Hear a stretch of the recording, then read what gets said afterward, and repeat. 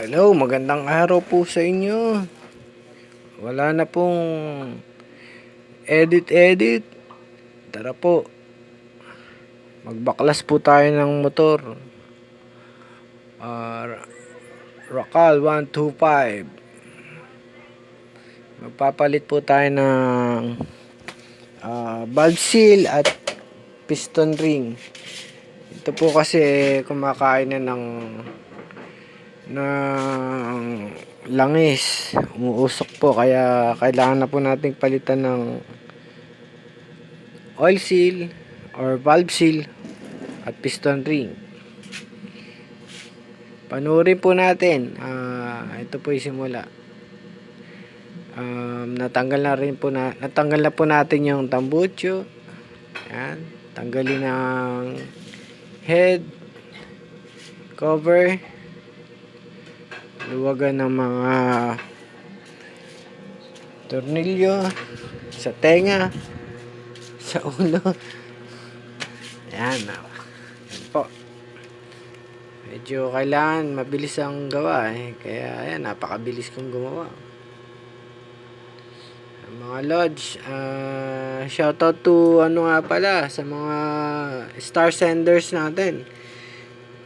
Salamat po sa mga stars na binibigay nyo kay JV Ramirez at kay Bel Ramirez. Maraming salamat po.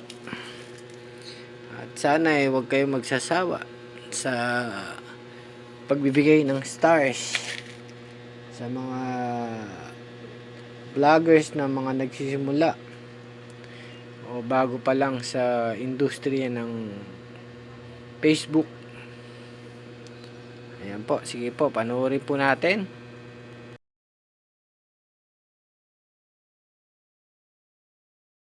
A few moments later.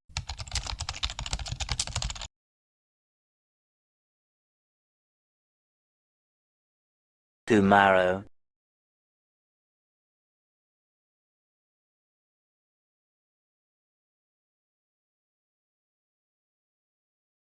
Three hours later. Ayan po, bubunutin na natin yung block para makuha natin yung piston at nang mapalitan natin yung piston ring. Yan. Medyo nahirapan ako dyan, may nakalak pa palang dyan kaya nahirapan ako bunutin yung block kanina. Ayan, ito po yung ating block.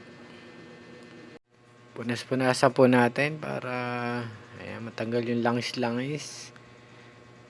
Check yung gasket kung pwede pa.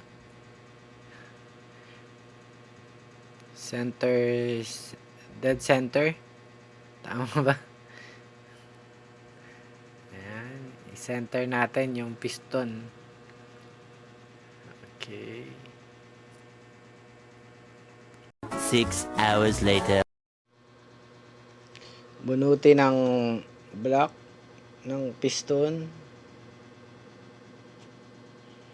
Ayan. Check natin kung may gasgas. Okay naman, makinis siya. At ito naman po yung ating piston ring. Nabili sa Shopee. Kaya ayun, bili lang po kayo sa Shopee. Mura sa Shopee. Mapapamura ka. Piston ring.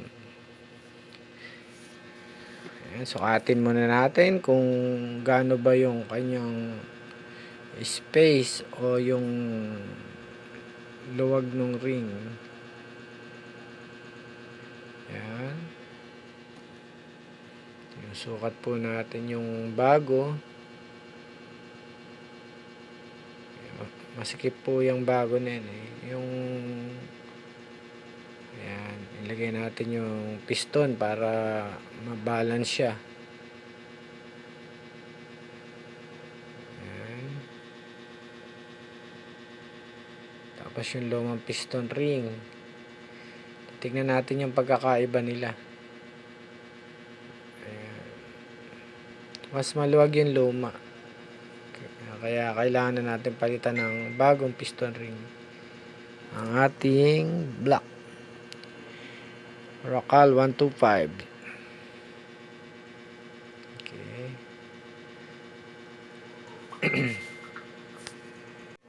Ayan po, silipin natin yung space niya. Halos konti lang po ang diferensya nung luma sa bago. Pero mas maluwag pa rin po yung luma. Kaya kailangan na natin palitan ng bago. Mas maganda na yung bago. Para sure po tayo na hindi uusok. Kasi kung yun pa rin kakabit natin, sayang lang. Baka magdoble pa tayo sa paggawa. Kaya kailangan palitan na natin, may bago na.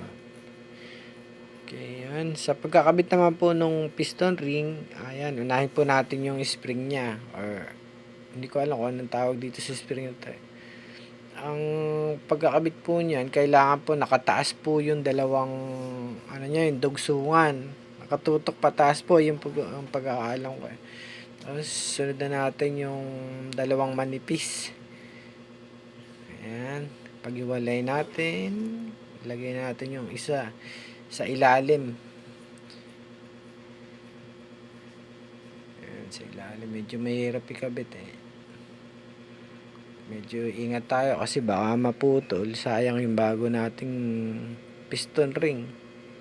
Ingat lang sa pagkakabit. Huwag po nating mabilisin. At baka ito yung maputol. Sayang. Malulutong po ito Ayan, kailangan po pa-X po yung gawin nyo para maganda yung pagkakaano nung piston ring. Pa-X po siya. Mamaya po ipapakita ko yung kung paano. Ayan, lagay natin yung sa ilalim, tapos yung isa sa ibabaw. Hindi po natin pagtatapat-tapatin yan. Pa-X kailangan. Hindi na po ako gumawa ng diagram Medyo hindi pa tayo sanay sa edit.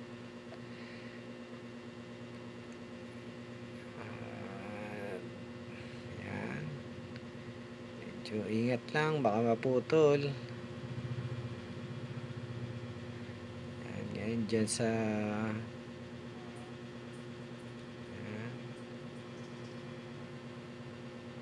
basta po pa-X ang gawin nyo para maganda po yung ano nung piston nyo, piston ring, at hindi po basta-basta makakatakas yung ano or makakapasok yung langis. Yan, inano po natin sa bandang baba yung maninipis po sa ibabaw ng intake. Yan naman po yung sa gitna. Yung kulay black po sa gitna. Tapos may makikita po kayong tatak niyan. Yun po yung pang ibabaw. Ayan yung black na yan. Sa gitna po yan. Yung matalim kung ano yun nila. Pag matalim, yun. Pangalawa. Pagka naman yung ano, yan sa ibabaw yung maputi, yung puti. Tandaan nyo lang po yung ibabaw po yung may tatak na standard. Yan po yung sa ibabaw. Yan po yung pangalawa, yung black. Pa-X po yan yung ginawa ko para safe at hindi po agad uusok yung ating mga motor.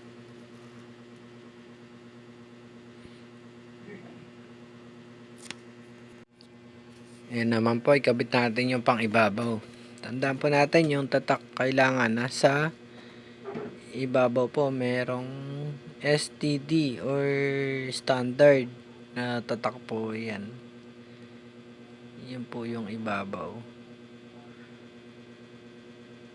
Yan. Tandaan lang po. Nako, malutong yan. Sayang ang pera nyo pag naputol. Ayan, naikabit na po natin. Check po natin kung pa-X yung ating nagawa. Ayan, nandiyan sa ano, magkabilang side po yung ano na yan, yung manipis na piston na ring, piston ring. Okay. A few moments later. Pagkatapos natin i-check yung piston ring, ayan. Ay, hindi ko na po ni-record yung masyado mahaba po yung video. Bali, seniorcut ko na lang po. Kinabit ko na nilagay ko na yung block sa piston. Tapos nailagay ko na rin yung valve seal. Masyadong mahaba po kasi kaya seniorcut ko na. Sayang naman, hindi ko na ipakita yung pagkakabit ng valve seal. Ayan. Sinisipat po natin maigi kung baka tayo may nakalimutang pyesa eh. Ayan yung block niya. Naikabit ko na yung block sa ibaba. Sa piston. Ayan. Pokpokin para siya ay mag-swap. Ayan. Natin.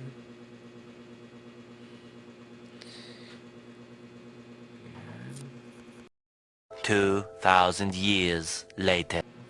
Kabit na po natin yung mga tornilyo. At tayo gagabihin. Ayan. Sige, yun lang po. Maraming salamat po sa inyong panonood. Sana natapos nyo ang aking video. Ayan, naikabit na po natin yung tambucho, inihigpitan. At sige po, hanggang dito na lang po ang aking video. At hindi ko na po tatapusin. At mahaba na po masyado. Salamat po sa panonood. At sana po ay mag-follow kayo sa aking page or channel. At i-follow nyo rin po yung aking page, Chismoso Gaming TV, sa ML po. YouTube channel meron din po. Chismoso Gaming TV. Shoutout po kay JV and Bel Ramirez. Salamat po sa stars. Thank you.